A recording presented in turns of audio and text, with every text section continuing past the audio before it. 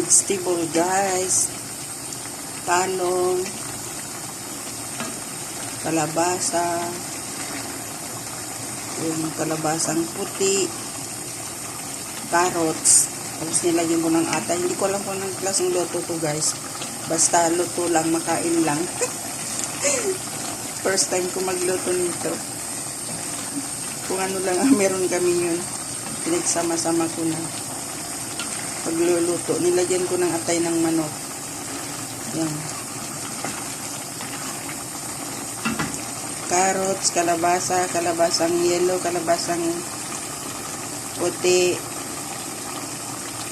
talong. Hindi naman ito masasabing pinakbit eh.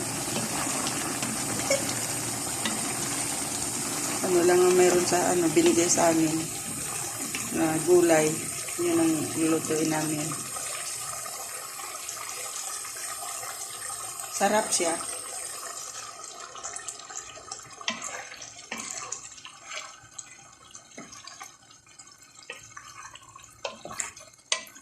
Pwede ko kayong lagyan ng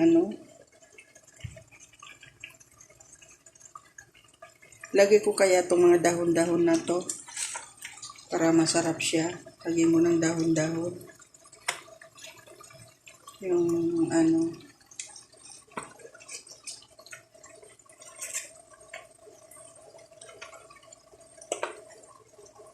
hindi ko na ilagay yung repolyo. Ito na lang.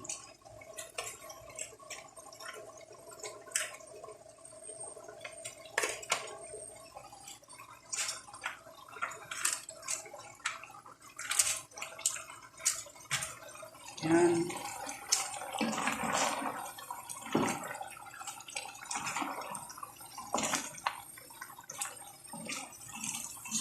Katsamba na luto. Hey guys. Thank you for watching. God bless.